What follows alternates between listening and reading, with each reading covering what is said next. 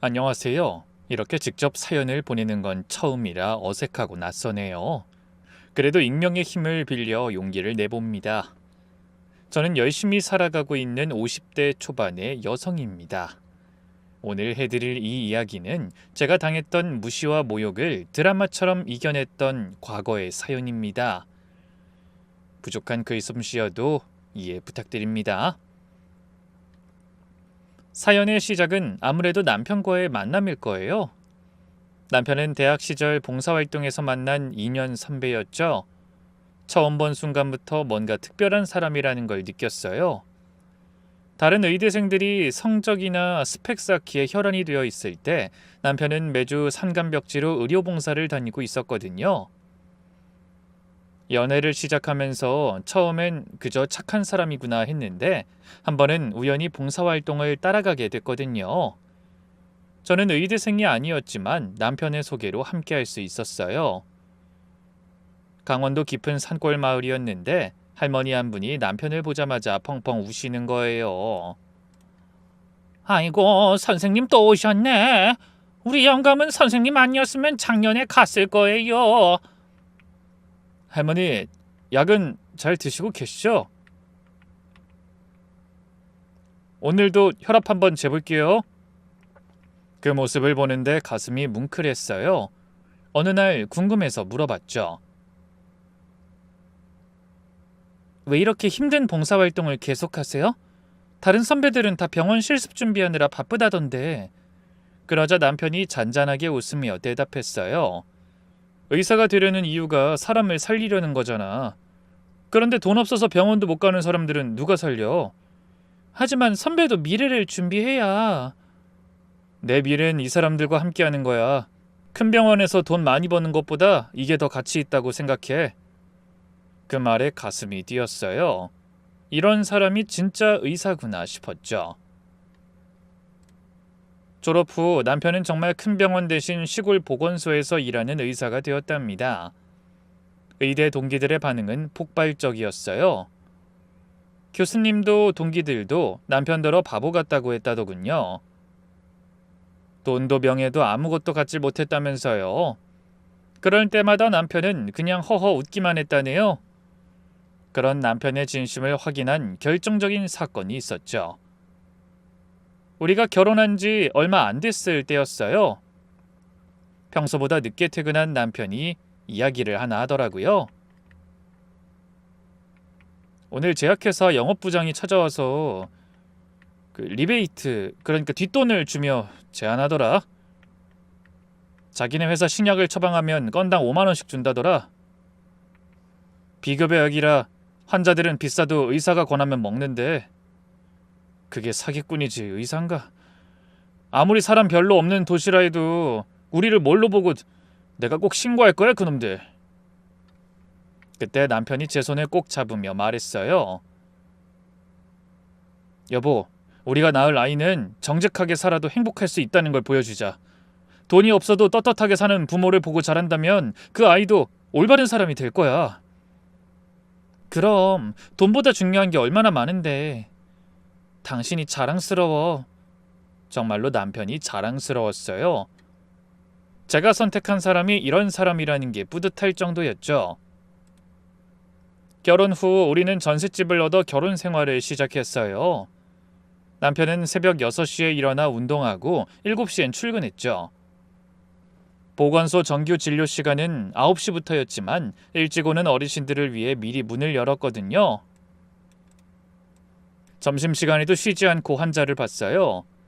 저녁 6시에 퇴근해도 집으로 오는 길에 왕진을 가는 날이 많았죠.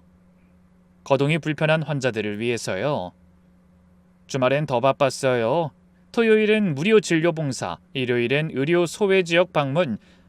한 번은 제가 같이 따라갔는데 하루 종일 100명이 넘는 환자를 봤어요. 여보, 너무 무리하는 거 아니야? 괜찮아. 이 사람들은 나 아니면 의사를 못 만나. 힘들어도 보람 있어. 그런 남편이 정말 사랑스러웠어요. 돈은 없어도 마음은 부자였으니까요.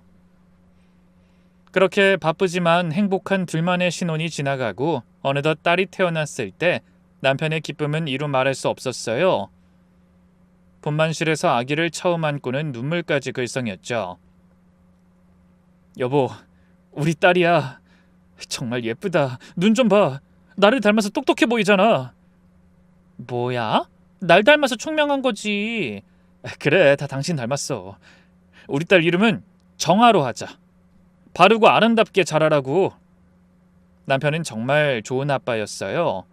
아무리 피곤해도 딸이 울면 바로 일어났고 기저귀도 곧잘 갈았죠. 주말엔 봉사활동을 줄이고 딸과 시간을 보냈어요. 딸이 커가면서 남편의 사랑도 더 깊어졌고요. 그렇게 딸이 자라서 고등학생이 됐을 쯤 우리 가족에게 청천벽력 같은 일이 일어났습니다. 유난히 비가 많이 오던 그해 여름이었어요. 여보, 오늘 산간마을 봉사는 위험하지 않을까? 비가 너무 많이 와서. 괜찮아. 오히려 이런 날일수록 가야 해. 길이 끊기면 그 마을 사람들은 병원 못 가잖아. 그래도 조심해. 걱정 마. 오늘은 일찍 끝내고 올게. 정화가 보고 싶어하는 영화 있다고 했지? 그거 저녁에 같이 보러 가자. 남편이 잠든 딸을 꼭 안아주고 나갔어요. 현관문을 나서면서 뒤돌아보며 손을 흔들었죠. 그게 마지막이었어요. 오후쯤 남편이 일하는 보건소에서 전화가 왔어요. 사모님, 큰일 났어요. 무슨 일이에요? 혹시 남편이 산사태가 났어요. 의료봉사팀 차량에 휩쓸렸다고. 전화기를 놓치고 주저앉았어요. 딸이 옆에서 공부하고 있었는데 제 얼굴을 보고 걱정스럽게 물었죠. 엄마, 왜 그래? 아빠한테 무슨 일 있어? 아니야, 아무것도 아니야. 옆집 이모한테 잠깐 가 있을래? 엄마가 금방 데리러 올게. 이웃집에 딸을 맡기고 택시를 타고 병원으로 달려갔어요. 가는 내내 제발 큰일 없기를, 살아만 있어달라고 기도했죠. 그때까지만 해도 마지막 인사라는 생각은 못했어요. 병원 응급실에 도착했을 때 이미 여러 의료진이 모여 있었어요. 그중 한 의사가 절 보고 다가왔죠. 이석훈 환자는 지금 수술 중이십니다. 하지만 상태가 매우 위중합니다. 자세한 설명을 들으니 더 가슴이 무너졌어요. 산사태 소식을 듣고 봉사팀이 급히 대피하려던 중이었대요. 그 순간 산사태가 덮쳤고 남편은 자기 좌석 쪽으로 온 흙더미를 온몸으로 막았대요. 덕분에 다른 사람들은 가벼운 부상만 입었지만 남편은 6시간의 대수술 끝에 남편을 만날 수 있었어요. 온몸에 붕대를 감고 각종 기계에 연결돼 있었죠. 의식은 희미하게 있었는데 제 손을 잡으려고 애쓰더라고요. 여보, 왜 그랬어? 자기 몸부터 스스로 지켰어야지. 미안해, 몸이 먼저 움직였어. 우리 딸 잘 부탁해. 미안해. 무슨 소리야? 당신이 일어나서 직접 키워. 무섭게 그런 소리 하지 말라고. 남편은 희미하게 웃으며 제 손을 꼭 잡았어요. 그리고 다음 날 새벽 남편은 하늘나라로 떠났습니다. 장례식장은 3일 내내 조문객으로 가득했어요. 남편이 치료했던 환자분들까지 몰려왔죠. 어떤 할머니는 제 손을 잡고 펑펑 우셨어요. 원장님이 나랑 우리 영감 살려주셨는데 은인인데. 남편이 구한 젊은 의료진들도 왔어요. 모두 눈이 퉁퉁 부어 있었죠. 죄송합니다. 선배님이 아니었으면 저희 모두 잘못됐을 거예요. 이 은혜와 죄스러운 마음 평생 잊지 않겠습니다. 너무나 힘들었어요. 그저 왜 이런 시련이 우리에게 왔을까 싶고 아빠가 보고 싶다며 펑펑 우는 딸을 꼭 안고 울기만 했죠. 남편이 떠나고 현실은 냉혹했어요. 장례 비용 외에 남은 건 아파트 전세금과 얼마 안 되는 보험금뿐이었어요. 남편과 함께 있던 집에서 사는 게 너무 힘들어서 근처에 있던 월세집으로 옮겼어요. 둘이 살기 딱 좋은 사이즈였고 월세가 저렴해서 괜찮았어요.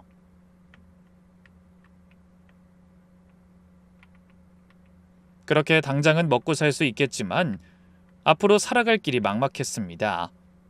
이제 딸의 학비도 필요하고 대학까지 보내려면 얼마나 많은 돈이 필요한지 가늠할 수 없었어요.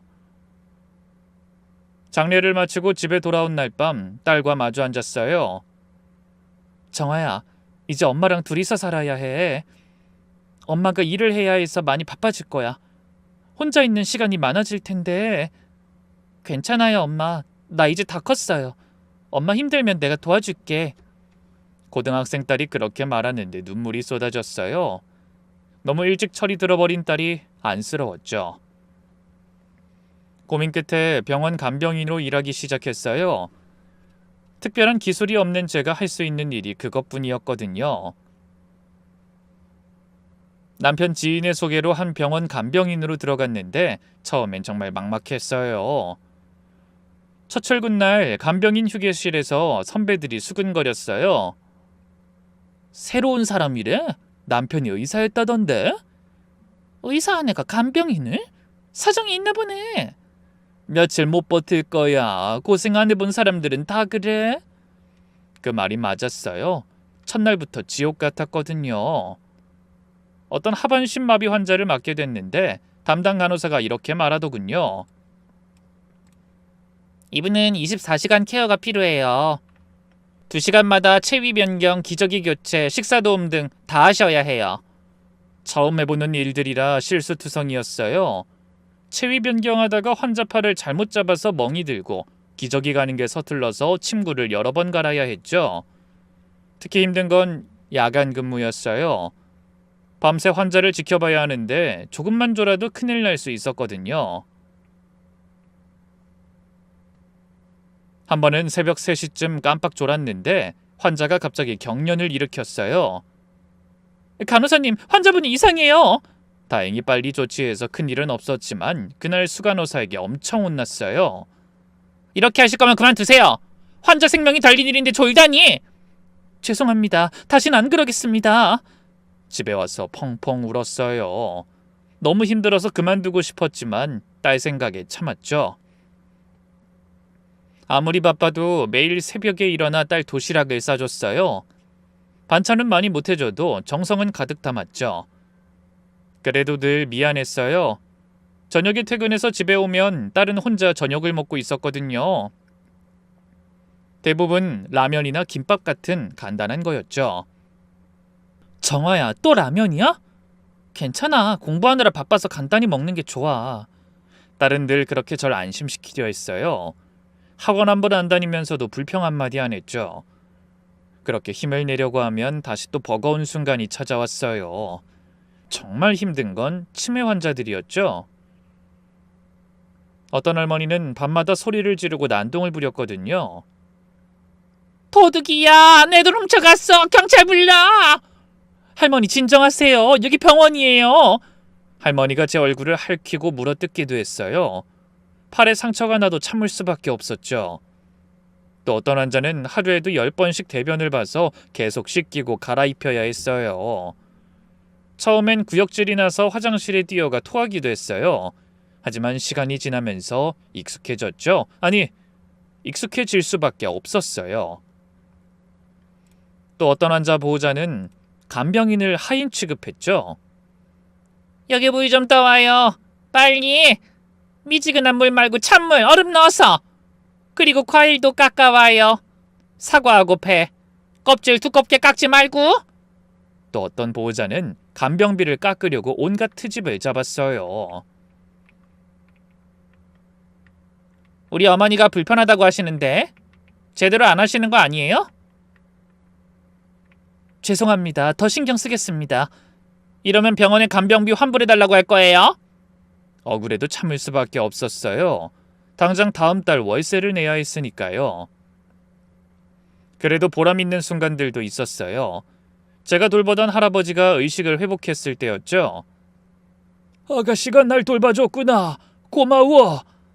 아니에요, 할아버지. 제가 할 일을 한 거죠. 내가 다 들었어. 밤새 내 손잡고 기도해줬잖아. 그런 순간들이 힘든 일을 계속할 수 있게 해줬어요. 그러던 중 요양보호사 자격증을 따면 더 나은 대우를 받을 수 있다는 걸 알았어요. 퇴근 후에 학원에 다니기 시작했죠. 정아야, 엄마가 요즘 공부한다고 더 늦을 거야. 무슨 공부? 요양보호사 자격증. 이거 따면 일자리도 더 많아지고 월급도 더 받을 수 있어. 우와, 엄마도 공부 열심히 하니까 나도 더 열심히 해야겠다. 3개월 동안 정말 열심히 공부했어요. 피곤해도 졸지 않으려고 서서 책을 읽기도 했죠. 다행히 한 번에 합격했어요. 제 합격 소식에 딸이 더 기뻐해줬죠. 그날 저녁은 딸이 미역국을 끓여줬답니다. 이 자격증을 따고 나니 정말 일자리가 많아졌어요. 개인 간병 요청도 들어왔고 요양원에서도 스카우트 제의가 왔죠. 그 중에서 주말 개인 간병을 추가로 하기 시작했어요. 평일엔 병원, 주말엔 개인 간병. 쉬는 날이 없었지만 돈을 더 벌 수 있었어요. 딸 대학 등록금을 모으고 더 큰 집으로 이사 가려면 이렇게라도 해야 했거든요. 엄마 너무 무리하지 마. 나 장학금 받을 거야. 딸은 정말 약속을 지켰어요. 전교 1등을 놓치지 않았고 모의고사에서도 최상위권을 유지했죠. 선생님들도 감탄했어요. 남편이 살아있었다면 정말 자랑스러워했을 텐데. 수능날 새벽같이 일어나 딸이 좋아하는 음식을 다 만들었어요. 정아야, 든든히 챙겨 먹고 가. 힘내야지. 오늘은 특별한 날이잖아. 우리 딸 화이팅! 시험 보는 동안 병원에서도 일이 손에 안 잡혔어요. 환자분께도 양해를 구했죠. 오늘 우리 딸 수능 보는 날이에요. 아이고 그래. 잘 봐야 할 텐데 걱정되겠네. 그렇게 초조해하며 하루를 보내고 그날 저녁 딸이 화난 얼굴로 들어왔어요. 다행히도 괜찮게 본 것 같더라고요. 며칠 뒤 가채점 결과가 나왔는데 평소 같은 성적은 아니었지만 정말 상위권이었어요. 그래도 지금까지 모든 고생이 보상받는 기분이었어요. 정말 행복했죠. 결국 정아는 서울에 있는 명문대에 입학했어요. 입학식 날 남편 사진을 들고 갔어요. 여보, 우리 딸이 대학생이 됐어요. 당신이 보고 싶어 했던 모습이에요. 딸도 아빠 사진 앞에서 인사했어요. 아빠, 나 원하던 대학교 다니게 됐어. 열심히 공부해서 좋은 사람, 근사한 사람이 될게.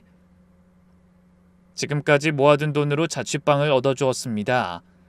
제 손으로 직접 얻어줄 수 있어 참 다행이라고 생각했어요. 딸은 대학 가서도 정말 성실했어요. 학업도 열심히 하면서 아르바이트까지 했죠. 카페에서 아르바이트 하면서도 성적은 늘 좋았어요. 하지만 아무래도 취업 준비할 시간이 부족했나 봐요. 이른 나이에 곧바로 취직을 바랬는데 좋은 곳을 가기엔 부족할 것 같다고 하더라고요. 졸업을 앞두고 딸이 고민에 빠졌어요. 엄마, 나 대기업은 다 떨어졌어. 면접까지 간 곳은 많았는데. 괜찮아. 천천히 준비하면 돼. 근데 외국계 회사에서 연락이 왔어. 재무팀 계약직인데. 계약직? 응. 하지만 경력 쌓기엔 좋을 것 같아. 정규직 전환 기회도 있대. 딸은 결국 그 회사에 입사했어요. 비록 계약직이었지만 딸은 정말 열심히 일했죠. 첫 월급을 받은 날 딸이 봉투를 내밀었어요. 엄마 이거 받아. 이게 뭐야? 내 첫 월급. 그동안 고생한 엄마한테 드리는 거야. 앞으로 종종 드릴게. 그러니 일 좀 줄여. 이제 엄마도 좀 편하게 살아야지. 봉투 안에는 현금 200만 원이 들어있었어요. 딸의 마음이 너무 고마워서 눈물이 났죠. 그래도 어떻게 일을 줄일 수 있나요? 딸이 애써서 받은 돈인 걸 제가 뻔히 아는데. 그렇게 눈 깜짝할 새 또 몇 년이 흘렀습니다. 딸이 30이 되던 해 대학 동창회에 갔다가 한 남자를 만났다고 했어요. 마치 저랑 남편이 그랬던 것처럼요. 엄마, 나 남자친구 생겼어. 정말? 어떤 사람이야? 같은 대학 동기야. 나보다 2살 많고 지금 검사로 일하고 있어. 처음엔 내심 반가웠어요. 딸이 좋은 조건의 사람을 만났구나 싶었죠. 2달 후쯤 딸이 그 친구를 집으로 데려왔어요. 어머니 안녕하세요. 최준혁입니다. 어서 와요. 정아한테 많이 들었어요. 키도 크고 얼굴도 선하니 좋았어요. 말도 예의 바르게 잘했고요. 저녁을 먹으면서 이런저런 이야기를 나눴는데 어머니, 정아 아버지는 의사셨다고 들었는데 네, 보건소에서 일했죠. 아, 보건소요? 그럼 돌아가신 건 의료봉사 중에 산사태 사고로요. 아, 의료봉사를 하시다가 참 안타깝네요. 그런 위험한 일을 왜 하셨을까요? 순간 뭔가 마음에 탁 하고 걸렸어요. 위험한 일? 남을 돕는 게 위험한 일인가요? 위험하다기보다는 꼭 필요한 일이었어요. 산간 지역 주민들은 의사가 없으면 치료받을 수 없으니까요. 아, 네, 그렇긴 하죠. 하지만 가족을 먼저 생각하셨어야. 그 말에 가슴이 답답했지만 딸이 옆에서 그 친구의 손을 꼭 잡는 걸 봤어요. 그래서 더 이상 말하지 않았죠. 그 후로도 두어 번 더 집에 왔는데 볼 때마다 뭔가 불편했어요. 딸을 대하는 태도는 좋았지만 은근히 무시하는 듯한 말들을 했거든요. 아, 오늘 회사 사람들이랑 저녁 먹었는데 다들 여자친구 직업 물어보더라. 궁금한가 봐, 그런 게. 그래서 뭐라고 했어? 뭘 뭐라 그래. 외국계 회사 다닌다고 했지. 근데 계약직이냐고 묻길래 그렇다고 했어. 뭐? 나도 좀 그렇긴 했어. 검사 여자친구가 계약직이라니. 딸은 웃어 넘겼지만 이내 표정이 어두워지는 게 보였어요. 또 한 번은 이런 일도 있었어요. 딸이 야근하고 늦게 들어온 날 그 친구와 통화를 하며 들어오더군요. 그런데 스피커폰이라 그쪽이 하는 말이 다 들리더라고요. 근데 그 내용이 참... 오빠 미안, 오늘 너무 바빠서. 정아야, 이렇게 계속 야근만 하면서 살 거야? 계약직인데 그렇게까지 해야 해? 정규직 되려면 더 노력해야지. 아휴, 차라리 그만두고 결혼 준비나 하는 게... 아니다, 농담이야, 농담. 농담이라고 했지만 진심이 묻어났어요. 딸을 한 사람의 인격체로 존중하지 않는 느낌이었죠. 그래도 딸은 그 친구를 좋아했어요. 아니, 좋아하려고 노력했다는 게 맞을지도 몰라요. 한 번은 보다 못한 제가 화가 나서 이렇게 말했거든요. 네 직업을 내리까는 그런 사람이랑 왜 만나는 거야? 하나만 봐도 열을 난다. 사랑은 서로 존중하는 거야. 그 사람은 널 존중하지 않아. 만남을 다시 생각해보는 건 어떻겠니? 그런데 딸이 뜻밖의 말을 했어요. 엄마, 사실 난 좀 빨리 결혼하고 싶어. 엄마가 나 때문에 고생만 했잖아. 이제 나라도 시집가서 엄마 편하게 해주고 싶어. 오빤 검사니까 경제적으로는 문제 없을 거야. 엄마도 이제 일 그만하고 쉴 수 있고. 그 말을 듣고 가슴이 찢어지는 것 같았어요. 딸이 저 때문에 자기 행복을 포기하려 한다니. 정아야, 엄마는 괜찮아. 엄마가 바라는 건 네 행복이야, 돈이 아니라. 알아. 하지만 엄마가 너무 힘들어 보여서. 그날 밤 저는 딸을 꼭 안아줬어요. 그리고 말했죠. 정아야, 아빠가 살아계셨다면 뭐라고 하셨을까? 분명 정직하고 당당하게 살아라고 하셨을 거야. 돈이나 지위 때문에 자신을 낮추지 말라고. 엄마, 네가 정말 그 사람을 사랑한다면 엄마는 반대하지 않을게. 다만 너 자신을 잃으면서까지 참지는 마. 하지만 딸은 계속 만남을 이어갔어요. 그게 딸의 선택이었으니 제가 할 수 있는 말은 없었죠. 어느 날 드디어 그 친구가 결혼 이야기를 꺼냈다고 했어요. 그런데 엄마, 오빠가 부모님께 날 소개하고 싶대. 근데 부모님이 내가 계약직이라는 걸 알고 좀 난색을 표하셨대. 그래서 최소한 정규직이 되고 나서 정식으로 인사드리자고 하더라고. 저는 한숨이 절로 나왔지만 딸은 오히려 의욕적이었어요. 괜찮아 엄마. 나 곧 정규직 될 거야. 실적도 좋고 팀장님도 긍정적으로 봐주시거든. 어떻게든 딸을 말렸어야 했는데 그런 조건을 다는 집안이랑은 애초에 만나지 않게 했어야 했는데 지금 와서는 정말 후회가 돼요. 그리고 딸의 다짐처럼 정말로 3개월 후 정규직이 됐어요. 엄마 나 정규직 됐어. 이제 부모님께도 당당하게 인사드릴 수 있을 거야. 정말 딸의 말처럼 곧바로 양가 상견례 날짜가 잡혔어요. 그리고 며칠 후 준혁이의 어머니가 저에게 직접 전화를 걸어온 겁니다. 여보세요? 정아 어머니시죠? 네, 안녕하세요.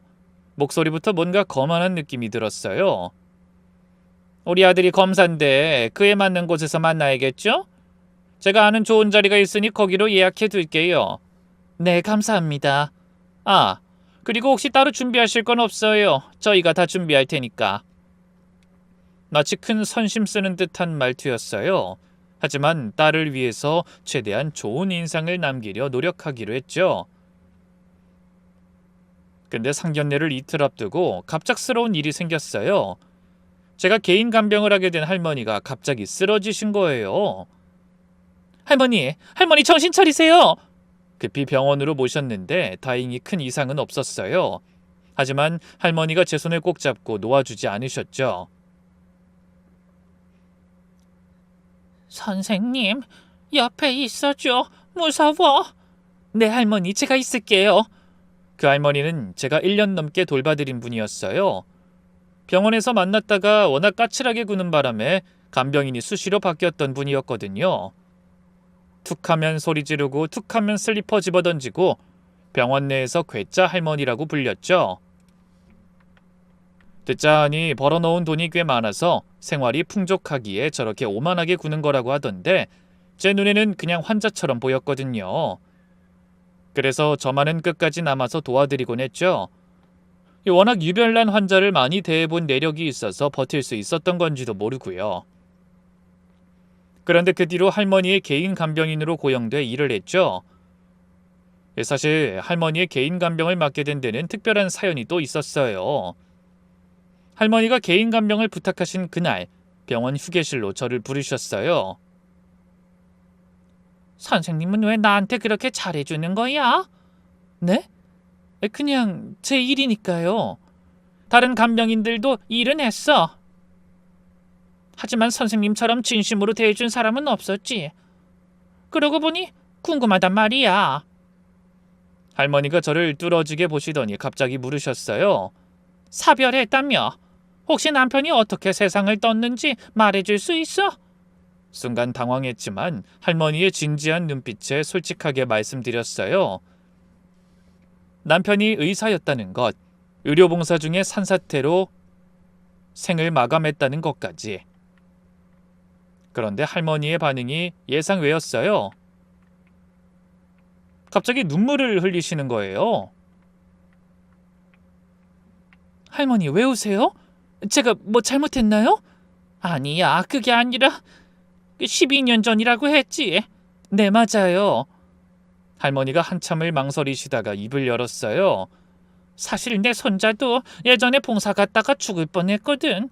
그때 생각이 나서. 그날 할머니는 제게 손주에 관한 이야기를 해주셨어요. 그 일 때문에 손자가 얼마나 죄책감에 시달렸는지 매년 기일마다 집에서 혼자 제사를 지낸다는 것까지. 아마도 그 사연을 어딘가 털어놓고 싶으셨던 것 같아요. 저는 남편이 생각나 할머니의 이야기를 제 이야기처럼 경청했어요. 같은 아픔을 가진 게 얼마나 큰 위안인지 그때 처음 알았네요. 그때부터 할머니는 저를 딸처럼 대해주셨어요. 개인 간병을 부탁한 것도 저를 돕고 싶어서였다고 하셨죠. 월급 많이 줄 테니 우리 집에서 일해줘. 박 선생님 같은 간병인이 있으면 마음이 편할 것 같네. 그렇게 할머니의 개인 간병인이 되었어요. 우악스러운 성격은 여전하시지만 할머니가 진심으로 저를 아껴주시는 게 느껴져서 저도 마음을 열었죠. 어느 날 할머니가 뜬금없이 물으셨어요. 박 선생님 자식은 어떻게 되나? 딸 하나 있어요. 시집은 갔어? 아직이에요. 남자친구는 있는데. 그때 할머니가 의미심장한 표정을 지으셨어요. 그 애인은 좋은 사람이야? 글쎄요. 제가 보기엔 별론데 딸이 좋아하니까. 뭐가 별론데? 그때 저도 모르게 속마음을 털어놨어요. 준혁이가 딸을 은근히 무시한다는 것, 그 부모님도 거만해 보인다는 것까지. 할머니가 심각한 표정으로 들으시더니 말씀하셨어요. 그런 놈이랑은 절대 결혼시키면 안 돼. 그래도 딸이 원하니까. 딸이 원하는 게 아니라 너를 위해서 참는 거겠지. 착한 딸이라면 더더욱. 할머니 말씀이 맞았어요. 제 딸이 정말 그랬으니까요. 내가 살아보니까 말이야. 이 사람 무시하는 놈들은 절대 안 변해. 특히 돈이나 지위로 사람 판단하는 놈들은. 내가 사업하면서 별의별 인간들 다 봤거든.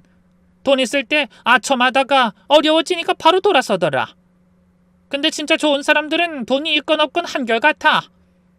할머니의 눈빛이 날카로워졌어요. 그 남자 부모가 첫 만남에서 어떻게 나오는지 잘 봐. 사람 본성은 첫 만남에 다 나와. 신기하게도 할머니 말씀대로였어요. 상견례에서 준혁이와 그 부모의 본성이 그대로 드러났으니까요. 어쨌든 할머니가 쓰러지셨는데 그동안 가족처럼 지낸 분을 어떻게 혼자 두고 갈 수 있나요? 적어도 정신이 드실 때까진 곁에서 간병을 해야겠다 싶었고 결국 상견례를 하루 미루게 되었어요. 여보세요? 준혁 어머니시죠? 정말 죄송한데 상견례를 하루만 미룰 수 있을까요? 뭐요? 상견례를 미루자고요? 네, 제가 돌보는 할머니가 갑자기 위독하셔서 안정 취하실 때까진 제가 곁에 있어야 할 것 같아요. 아니, 간병인 일 때문에 이런 중요한 자리를?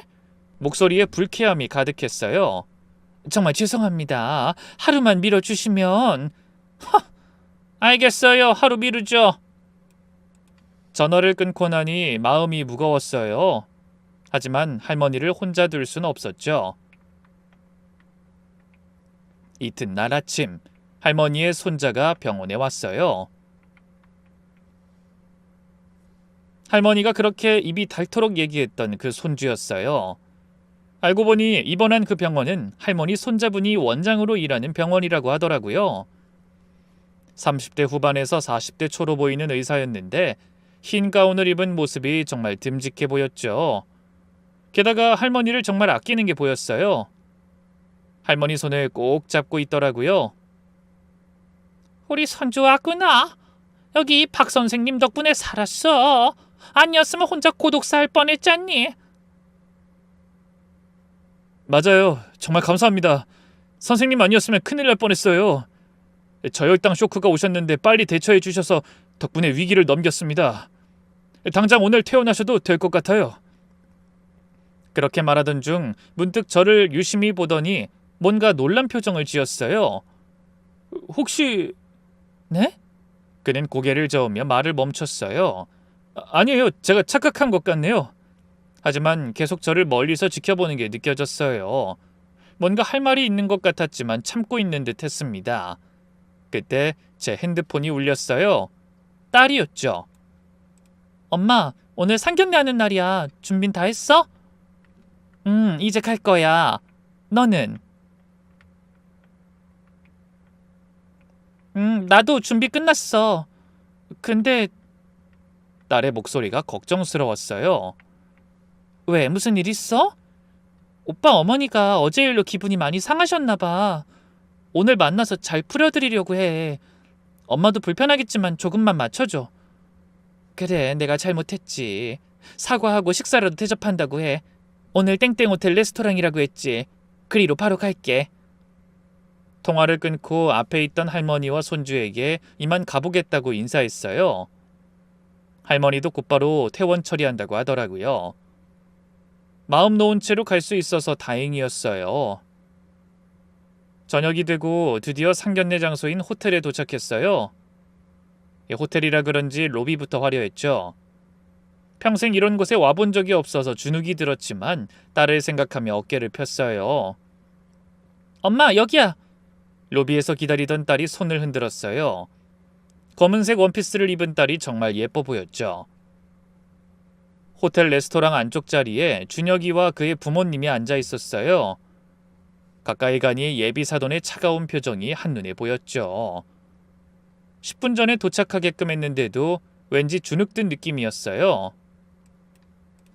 안녕하세요. 정아 엄마 박소정입니다. 인사를 했지만 예비 시어머니는 손끝만 까딱하며 앉으라는 신용만 했어요. 그래요. 이제야 오시는군요. 말투부터가 가시 돋쳤더라고요. 예비 시아버지는 저를 아예 쳐다보지도 않고 메뉴판만 보고 있었고요. 도대체 이게 무슨 상황인 건지 얼떨떨했습니다. 하지만 맞춰달라 했으니 최대한 고개 숙일 수밖에 없었죠. 이번 일은 정말 죄송했습니다. 제가 돌보는 할머니가 갑자기 쓰러지셔서... 그래요.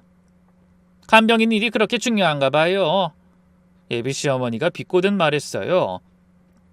남의 집 노인 돌보는 게 사돈들 집안과의 약속보다 중요하다? 엄마, 어머님께서 양해 구하셨는데 그렇게 말씀하시면. 준혁이가 조심스럽게 말했지만 어머니는 오히려 아들을 노려봤어요. 넌 가만히 있어. 어른들이 알아서 할 테니까. 분위기가 더 차가워졌어요. 직원이 와서 주문을 받았는데 예비 시어머니가 대뜸 말했죠. 우리는 여기 코스 요리로 할게요. 그쪽은 알아서 시키세요. 메뉴판을 보니 코스 요리가 1인당 15만 원이었어요. 저도 애써 웃으며 답했죠. 저희도 같은 걸로 하겠습니다. 그래요? 오늘 자리 대접하겠다고 하셨다면서요. 음식이 꽤 비싼데 괜찮겠어요? 간병인 월급으론 부담스러울 텐데. 이미 시작부터 무시하는 게 느껴졌어요. 딸의 얼굴이 굳어지는 게 보였지만 제가 먼저 참았습니다. 네, 오늘은 제가 대접하고 싶습니다. 어제 일도 있고 해서. 괜찮습니다, 어머님. 아, 그래요? 그럼 감사히 먹죠. 음식 남기면 안 되겠네요. 예비 시아버지가 드디어 입을 열었어요. 그나저나 정아 시아버지는 안 오시나요? 양가 부모가 다 모여야 하는 거 아닌가? 네? 저희 아버지는 12년 전에 돌아가셨습니다. 순간 레스토랑 안이 조용해졌어요. 예비 시어머니가 젓가락을 탁 내려놓으며 말했죠. 뭐라고? 돌아가셨다고? 네, 어머님. 전 준혁 씨한테 말했는데 준혁 씨가 전달을 안 했나 보네요. 옆에 있던 준혁이가 당황해 하더라고요. 아무리 생각이 없어도 그렇지 어떻게 이런 걸 말 안 할 수가 있는지 시어머니가 저를 보며 쏘아붙였어요. 그럼 어머니 혼자 따님을 키우셨단 말이에요? 네, 그렇습니다. 예비 시어머니가 남편과 눈빛을 주고받더니 한숨을 푹 쉬었어요. 이런 건 미리 말씀하셨어야죠. 우리 아들한테 아버지 없는 집딸을 소개하다니. 어머니!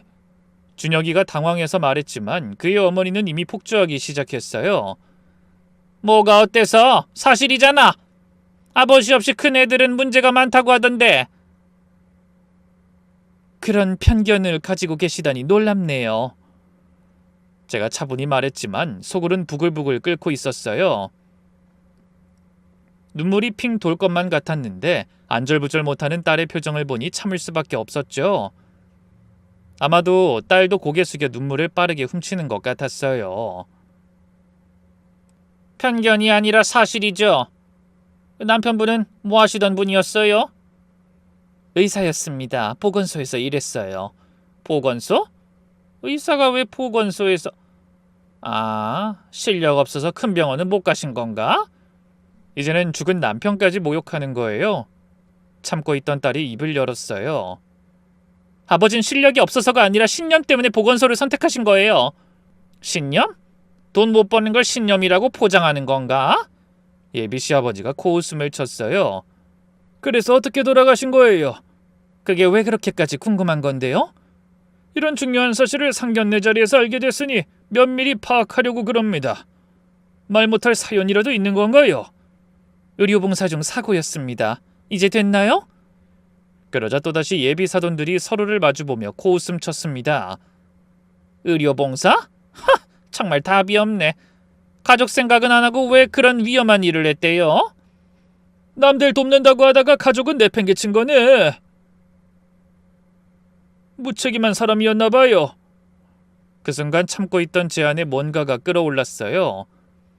당장 자리를 박차고 일어서고 싶었지만 지금은 때가 아니란 생각이 들었어요. 이대로 가면 모욕만 당하고 돌아서는 거니까요. 그래서 어머니는 간병인을 하시는군요. 아이고, 고생이 많으시겠어요. 예비 시어머니의 동정어린 말투가 더 굴욕적으로 느껴졌어요. 남편도 변변찮은 직업이었는데 부인도 간병인이라. 아휴, 우리 집안하고는 격이 안 맞네요. 엄마 직업이 뭐가 어때서요? 딸이 화를 내자 예비 시어머니가 딸을 위아래로 훑어봤어요. 아가씨도 그래요. 뭐 계약직이라면서? 제대로 된 교육을 받았으면 대기업 정규직으로 들어갔을 텐데.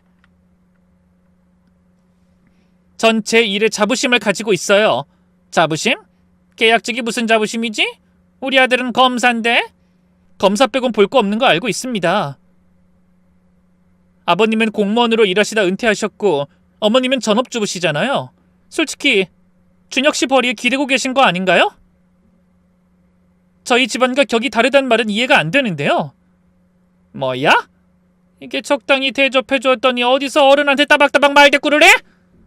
그때부터 예비 시어머니는 고삐가 풀린 듯 본격적으로 이야기가 시작됐어요. 마치 기다렸다는 듯이 준비한 말들을 쏟아냈죠. 솔직히 우리 아들이 아깝지. 집안도 학벌도 직업도 다 좋은데 왜 하필? 게다가 혼자 키운 딸이라 아버지의 빈자리가 클 거 아니야. 정서적으로도 문제가 있을 수도 있고. 그리고 딸도 아버지를 닮아서 무모한 성격일 수 있잖니. 그런 집안 내력이 있으면. 준혁이는 고개를 숙이고 아무 말도 하지 않았어요. 마치 돌부처처럼 앉아만 있었죠. 더 이상 참을 수 없을 지경에 이르렀을 때 예비 시아버지가 결정적인 한마디를 했어요. 솔직히 말해서 애비도 없는 아이를 우리가 걷어주는 거나 마찬가지 아닌가? 그 순간 레스토랑 전체가 조용해진 것 같았어요. 옆 테이블 사람들도 우리를 쳐다봤죠. 딸의 손이 부들부들 떨리고 있었어요. 눈물이 볼을 타고 흘러내렸죠. 엄마? 딸이 나지막히 저를 불렀어요. 그 목소리에 담긴 슬픔과 분노가 느껴졌죠. 이건 분명 구조 신호다. 내가 딸을 지켜야 한다라는 생각이 들었습니다. 당장 일어나 그 부모에게 물이라도 끼얹어야겠다 싶었죠. 그래서 의자를 박차고 벌떡 일어선 바로 그때였어요. 최 검사님 아니세요? 갑자기 누군가 우리 테이블로 다가왔어요. 그런데 그 사람이 글쎄 아침에 병원에서 봤던 할머니의 손자였던 겁니다. 김 원장님, 여기서 뵙네요. 준혁이 급히 일어나 인사했어요. 그의 부모님도 김 원장이 누군지 아는지 표정이 바뀌었죠. 가족 모임이신가 봐요? 네, 상견례 중입니다. 김 원장이 우리를 둘러보더니 저에게 시선이 멈췄어요. 그리고는 준혁이의 부모님을 봤죠. 상견례요? 그럼 이분들은... 네, 제 부모님입니다. 제가 하도 김 원장님 이야기 많이 해서 저희 부모님도 원장님을 잘 아실 겁니다. 그렇군요. 김 원장의 표정이 미묘하게 변했어요. 그는 다시 저를 보더니 조심스럽게 물었죠. 죄송한데 어머님 성함이 어떻게 되시죠? 네, 저요? 저는 박소정입니다. 혹시 실례가 안 된다면 남편분 성함도 알 수 있을까요? 남편과는 사별했습니다. 이석훈이고 12년 전에 돌아가셨어요. 그 순간 김 원장의 얼굴이 완전히 바뀌었어요. 눈이 크게 뜨이더니 갑자기 제게 90도로 인사했죠. 어머님, 역시 맞으셨군요. 정말 이석훈 원장님 부인이셨어요. 하도 크게 소리쳐서 레스토랑에 있던 모든 사람의 시선이 우리에게 쏠렸어요. 직원들도 놀라서 쳐다봤죠. 저를 아시나요? 어떻게 모르겠습니까? 12년 전 산사태 때 이 원장님께서 저를 구해주셨는데 그때 장례식장에서 배웠었잖아요. 기억 안 나세요? 그때 하도 정신이 없고 수많은 사람이 지나간 터라 기억이 안 나더라고요. 그런데 문득 남편이 살린 다른 어린 봉사단원들이 생각났어요. 제게 와서 사과하고 은혜를 갚겠다고 했던 목소리가 머릿속에 스쳐 지나갔죠. 제가 생각을 더듬어 보는 사이 김 원장이 흥분한 목소리로 말을 이었어요. 그때 저희 의료봉사단 모두를 구해주셨잖아요. 원장님 아니었다면 저는 지금 이 자리에 없었을 거예요. 저희의 대화에 준혁이의 부모님이 당황한 표정을 지었어요. 끼어들고 싶은데 이게 뭔 소리지 하는 표정이었죠. 그게 무슨... 김 원장이 그들을 향해 돌아섰어요. 그의 눈빛이 차갑게 변했죠. 근데 방금 이분한테 뭐라고 하셨습니까? 제가 오기 전에 무슨 말씀하고 계셨죠? 네? 김 원장님 잠시만요. 아니 그게 제가 분명히 들었거든요. 애비도 없는 걸 거둔다고 하셨죠? 김 원장의 목소리가 점점 커졌어요. 주변 사람들에게도 들리도록 크게 말했죠. 그 애비가 누군지 아시고 그런 모욕적인 말씀을 하시는 겁니까? 이석훈 원장님은 제 생명의 은인이라고요. 강원도 산골 마을에서 의료봉사 마치고 돌아오던 중에 갑작스러운 폭우로 산사태가 일어났습니다. 저희가 탄 차량이 토사에 묻히려는 순간 원장님께서 자신의 몸으로 저희를 막아주셨습니다. 덕분에 저희는 모두 탈출할 수 있었지만 원장님은... 이제 알았으니 그만하세요. 제가 조용히 말하며 말렸어요. 그러자 김 원장은 준혁이의 부모를 똑바로 보며 말했어요. 이 원장님은 의사의 표본이셨습니다. 평생 가난한 사람들을 위해 헌신하셨고 주말마다 무료 진료를 다니셨죠. 월급의 절반을 기부하셨고요. 그런 분을 무책임하다고요? 가족을 내팽개쳤다고요? 저 김 원장님 진정 좀 하시죠. 사정은 알겠으나 이건 집안과 집안의 이야기입니다. 그런 사적인 이야기로 끼어드는 거 좀 불쾌하군요. 저희가 말실수했다고 치고 끝냅시다. 준혁이의 아버지가 정신 못 차린 듯 변명을 했어요. 그때 또 다른 사람이 휠체어를 탄 채 우리 테이블로 왔죠. 바로 제가 간병을 맡던 할머니였어요. 할머니가 절 보더니 반갑게 인사했어요.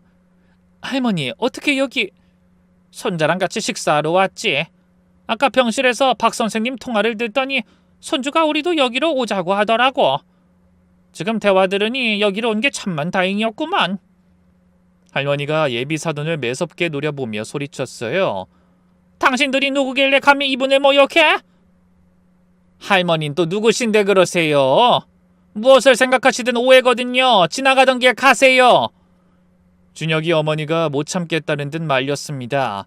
난 당신들에게 따끔하게 한마디 한 김 원장의 할머니이자 한솔의료재단 이사장이지.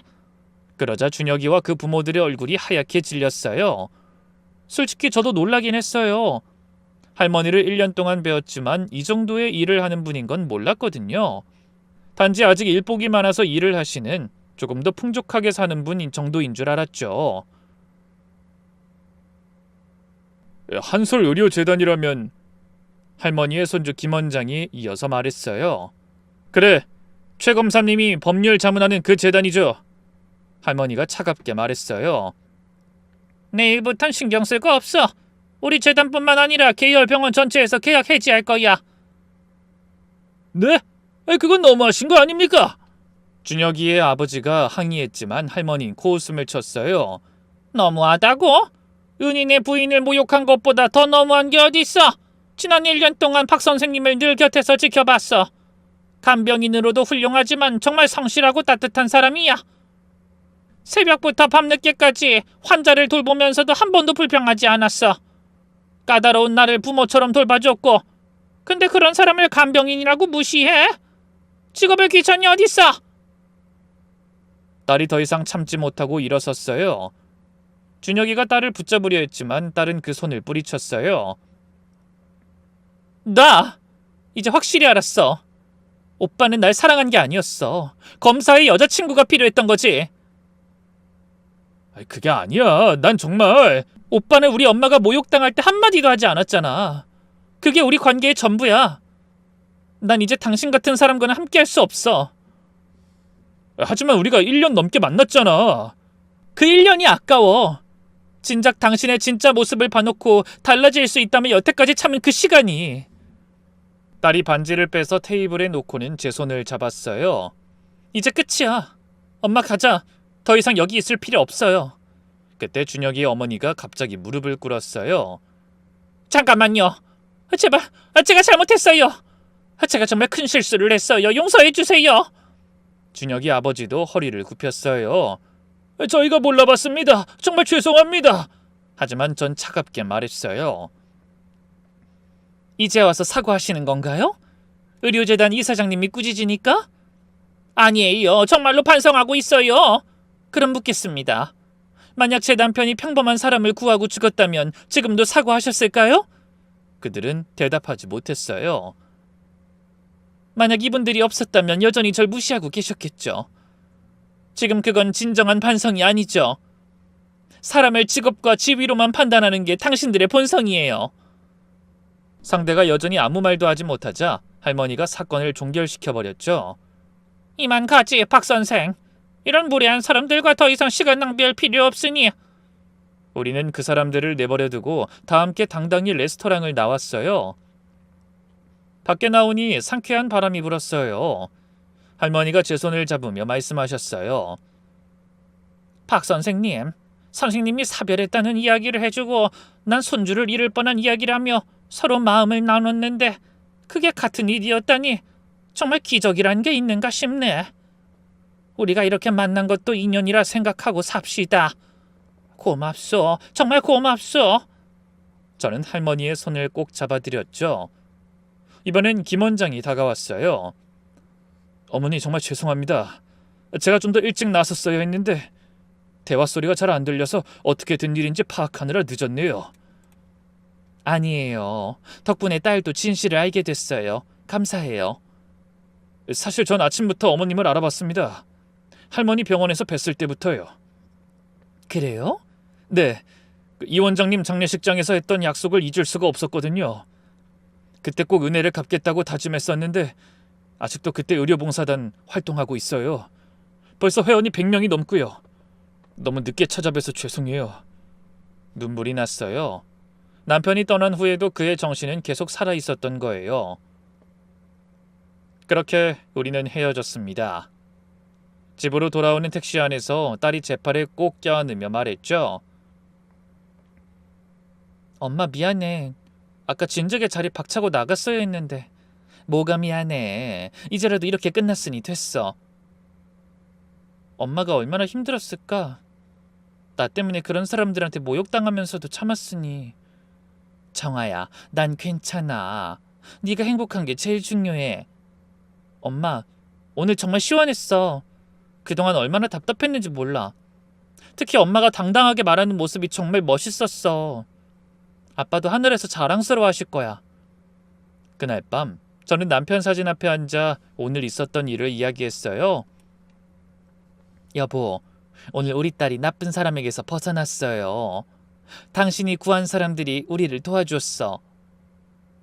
당신이 평생 선하게 산 것이 이렇게 돌아왔네요. 일주일 후 준혁이에게서 연락이 왔어요. 밤늦게 전화가 왔는데 술에 취한 목소리였죠. 어머니 저예요. 준혁이에요. 왜 전화했니? 곧 끊을 테니 할 말 있으면 마지막으로 해. 정화 좀 바꿔주세요. 제 전화를 안 받아요. 제가 잘못했다고 사과하고 싶은데. 정한 너랑 통화하고 싶어 하지 않아. 제발 한 번만 더 기회를 주세요. 제가 정말 바보였어요. 전 정말 정화를 사랑했어요. 다만 제가 용기가 없었던 거예요. 용기가 없었다고? 네. 부모님 말씀에 거역할 용기가. 하지만 이제 알았어요. 정화가 얼마나 소중한 사람인지. 하지만 전 단호하게 말했어요. 사랑은 용기야. 사랑하는 사람을 지킬 용기가 없다면 그건 진짜 사랑이 아닌 거지. 그리고 우리 딸은 네가 생각하는 것보다 훨씬 소중한 사람이야. 다신 연락하지 마라. 전화를 끊고 나니 딸이 옆에 와 절 꼭 껴안아줬죠. 엄마 고마워. 한 달 후 준혁이의 소식을 우연히 들었어요. 병원 법률 자문을 모두 잃고 검사직도 위태로워졌다고 하더라고요. 할머니의 영향력이 생각보다 컸던 모양이에요. 아마도 그의 부모가 제일 안타까워하겠죠. 그리고 얼마 후 김 원장으로부터 연락이 왔습니다. 어머님, 혹시 괜찮으시다면 제가 따님께 좋은 분을 소개해드리고 싶은데요. 제 대학 후배인데 정말 훌륭한 의사예요. 무엇보다 이 원장님을 롤모델로 삼고 있는 친구죠. 급하게 생각하지 마세요. 그냥 좋은 사람으로 만나보는 것부터 시작해도 되니까요. 딸에게 전하자 손살을 치더라고요. 아니야, 난 아직 다른 사람 만날 준비가 안 됐어. 뭐가 부끄러워. 좋은 사람 만나서 행복하게 사는 게 제일이지. 사람은 사람으로 잊어야 해. 그리고 2달 후 박준호 원장이 정말로 딸에게 좋은 사람을 소개해줬어요. 그 사람과 만나고 온 후 들떠서 이야기하더라고요. 너무 좋은 사람이고 의사로서의 마인드가 아빠와 비슷하다면서요. 두 사람은 천천히 알아갔어요. 그 남자는 딸을 정말 아끼고 존중했죠. 둘이 만난 지 얼마쯤 지났을 때 딸이 그 남자를 데리고 절 찾아왔죠. 어머님, 제가 정화 씨와 진지하게 결혼을 생각하고 있습니다. 허락해 주실 수 있을까요? 민수 씨가 정화를 아껴주는 거 다 알아요. 제가 반대할 이유가 없죠. 1년 후 두 사람은 결혼했어요. 모두의 축복 속에서 올린 따뜻한 결혼식이었죠. 결혼식에는 특별한 손님들이 많이 왔어요. 할머니와 김 원장은 물론 의료봉사팀 사람들도 왔더라고요. 이 원장님의 따님이 결혼한다는데 안 올 수 없죠. 사돈분들도 정말 좋은 분들이었어요. 사돈어른, 정말 훌륭한 따님을 키우셨어요. 앞으로 저희가 딸처럼 아끼겠습니다. 지금 딸은 사위와 행복하게 살고 있어요. 아이도 낳고 사랑이 넘치는 가정을 꾸렸죠. 민수도 매주 봉사활동을 다니고 있고 가끔씩 딸도 함께 가서 봉사활동을 돕는다고 하더군요. 엄마, 나도 이제 알 것 같아. 아빠가 왜 그렇게 사셨는지. 남을 돕는 게 얼마나 보람 있는 일인지. 저도 여전히 간병인 일을 하고 있어요. 이제는 돈 때문이 아니라 보람을 느끼기 때문이죠. 가끔 그날의 상견례를 생각해요. 그때는 정말 화가 나고 억울했지만 지금 생각하면 오히려 고마운 일이었어요. 그 일이 없었다면 딸이 진짜 행복을 찾지 못했을 테니까요. 남편이 떠난 지 대략 15년이 지났네요. 처음엔 막막하고 힘들었지만 이젠 알 수 있어요. 남편이 평생 뿌린 선한 씨앗들이 이렇게 큰 나무가 되어 돌아왔다는 걸. 그러고 보면 인연이란 게 참 신기해요. 남편이 구한 사람의 할머니를 제가 돌보게 되고 그 인연으로 딸이 행복을 찾았으니까요. 남편이 늘 말했죠. 선한 일은 반드시 돌아온다고. 정말 그 말이 맞았어요. 다만 우리가 예상하지 못한 방법으로 돌아올 뿐이죠. 돈과 권력으로 사람을 판단했던 그들은 어떻게 됐을까요? 듣기로는 여전히 힘들게 산다고 해요. 하지만 전 그들을 미워하지 않아요. 오히려 불쌍할 뿐이죠. 진짜 행복이 뭔지, 진짜 성공이 뭔지 모르고 사는 사람들이니까요. 제 남편처럼 가난해도 정직하게 사는 것, 그게 진짜 성공이에요.